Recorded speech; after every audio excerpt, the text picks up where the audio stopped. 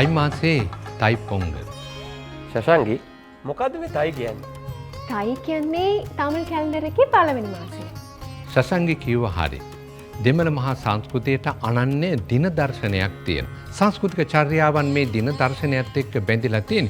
වර්තමානයේ ගත්තොත් අපි හිතන්නේ ජනවාරි 14 වෙනිදා තයි පොංගල් දවස කියලානේ. එතකොට හිතන්න පුළුවන් මේ ජනවාරි 1 වෙනිදා තමයි තයි මාසය ආරම්භ වුනේ කියලා. නෑ.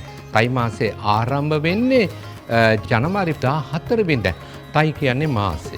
පොංගල් කියලා කියන්නේ අලුත් සහල්ලින් දෙවියන් උදෙසා බත් පූජා කිරීම. තයි මාසයේ උදා වෙන හිරු දෙවියන් නමස්කාර කරන හිරු දේව පූජාවක් විදියට තයි පොංගල් සම්ප්‍රදාය බැඳලා තියෙන. මේක හැබැයි එක දිනක නෙමෙයි. දින කීපයක චාරිත්‍ර සම්ප්‍රදායක්. ඒ අතර පෙර තයි පොංගල් චාරිත්‍ර, තයි පොංගල් දින චාරිත්‍ර සහ පසු චාරිත්‍ර කියන විශේෂත්වය හරි අපූර්වයි.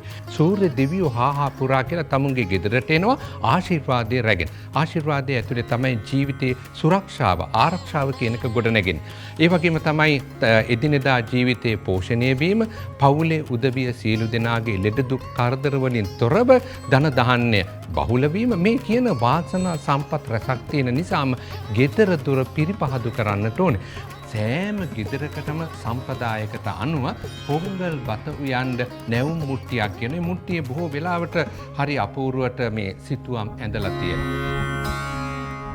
තයි පොංගල් සම්ප්‍රදාය හා බැඳුණු යටගියාවක උරුමයන් සියල්ල මෙවර HNB ගවේෂණික මුද්‍රාවෙන් ඔබත් එක්ක බෙදා ගන්න අපි සූදානම්.